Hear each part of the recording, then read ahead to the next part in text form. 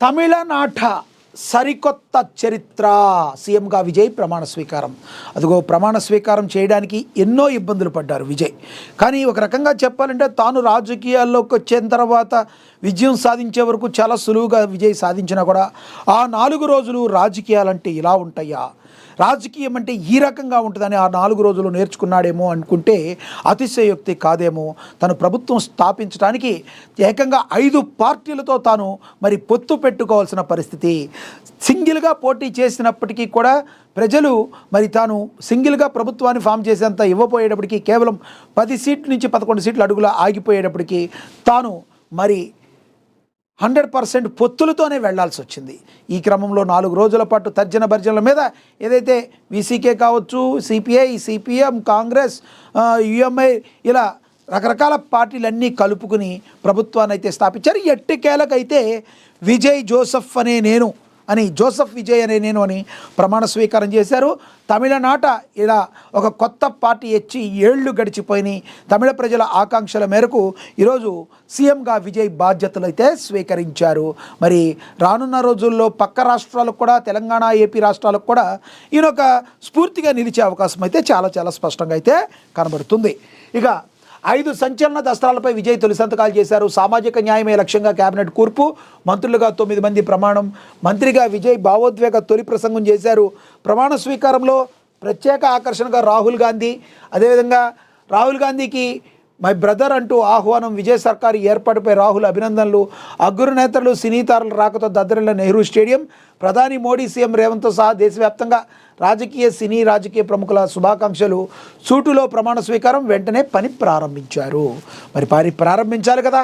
మరి ఈ రకంగా తమిళనాడు రాజకీయ వేదికపై 6 దశాబ్దాల ద్రావిడ పార్టీల ఏకఛత్రాధిపత్యానికి తెరదించుతూ సరికొత్త చరిత్ర ఆవిష్కృతమైంది.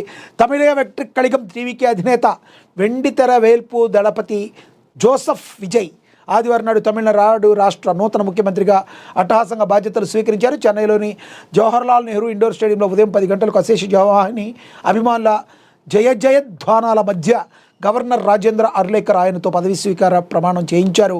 కేవలం పార్టీ స్థాపించిన అతి తక్కువ కాలంలోనే తన మేనిఫెస్టోతో ప్రజల మనసు గెలుచుకుని తొలిసారి పోటీ చేసిన ఎన్నికల్లోనే ప్రపంచం సృష్టించారు. ముఖ్యమంత్రి పీఠాన్ని అధిష్ఠించడం దేశ రాజకీయాలను ఒక సంచలనంగా మారింది. స్టేడియం లోపలే కాకుండా వెలుపల కూడా లక్షలాది మంది అభిమానులు దళపతికి ముఖ్యమంత్రిగా ప్రమాణ స్వీకారం చేస్తుంటే అందరూ కూడా జయధ్వానాలు చేశారు.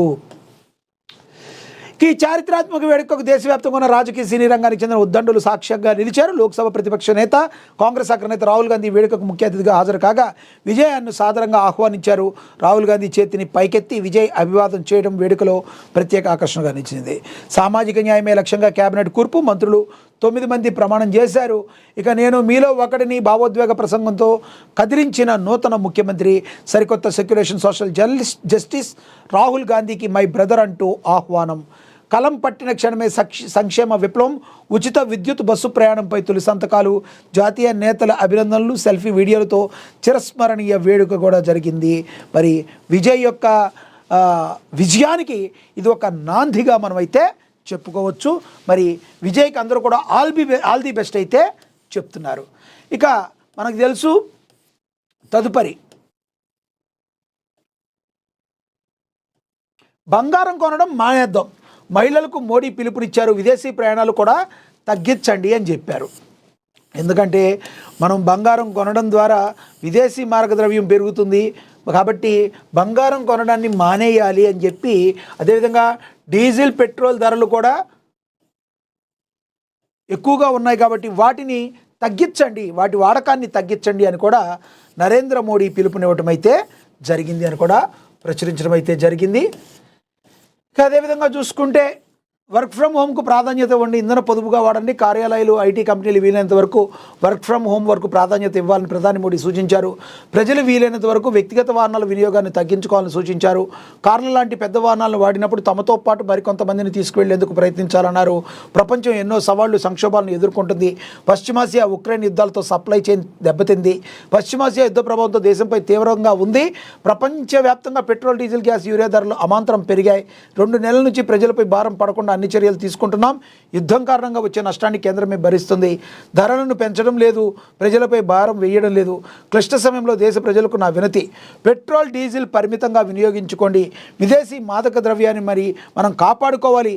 ప్రజలు ఎలక్ట్రిక్ వాహనాలను వినియోగించాలి. వర్క్ ఫ్రమ్ హోమ్, ఆన్లైన్ మీటింగులు పెట్టుకోవాలి. ప్రజా రవాణాలను వినియోగించాలి.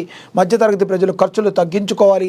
మధ్యతరగతి ప్రజలు విదేశీ ప్రయాణాలు మానుకోవాలని ఆయన హితవు పలకటమైతే జరిగింది.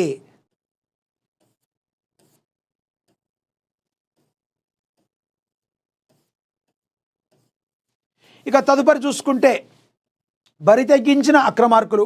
కొండాపూర్ సర్వే నెంబర్ 59 గల్లంతో 600 గజాల ప్రభుత్వ స్థల ఆక్రమణ, విలువ 10 కోట్లు పైన మాటే, నకిలీ పత్రాలతో అనుమతులు, 2 నిర్మాణాలకు స్టిల్డ్ ప్లస్ 3 ఫ్లోర్లకు పర్మిషన్లు, నిర్మించేది మాత్రం 7 ఫ్లోర్లు, ఆ పైన పెంట్ హౌస్ నిర్మాణాలు.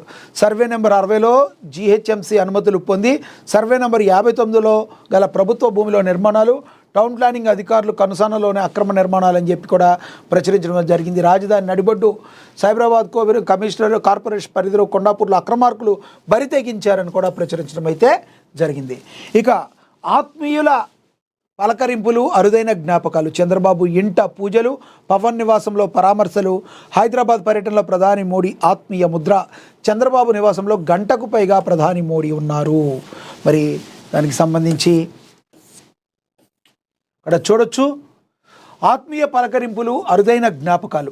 ప్రధానమంత్రి నరేంద్ర మోడీ హైదరాబాద్ పర్యటన అధికారిక కార్యక్రమాలతో పాటు ఆత్మీయ కలయికలకు వేదిక అయింది. ఆదివారం నాటి ఈ పర్యటనలో ఒకవైపు కోట్లాది రూపాయల అభివృద్ధి పనులకు శ్రీకారం చుట్టిన ప్రధాని, మరోవైపు ఆంధ్రప్రదేశ్ ముఖ్యమంత్రి నారా చంద్రబాబు నాయుడు, ఉప ముఖ్యమంత్రి పవన్ కళ్యాణ్ నివాసాలకు స్వయంగా వెళ్లి సందడి చేశారు. దశాబ్దాల రాజకీయ అనుబంధానికి, వ్యక్తిగత ఆప్యాయతలకు ప్రతీకగా నిలిచిన ఈ అరుదైన ఘట్టాలు 2 కుటుంబాల జీవితకాలం గుర్తుండిపోయే మధుర జ్ఞాపకాలుగా మిగిల్చాయి. అభివృద్ధి పనులకు శ్రీకారం చుట్టారు. సింధు ఆసుపత్రి ప్రారంభం.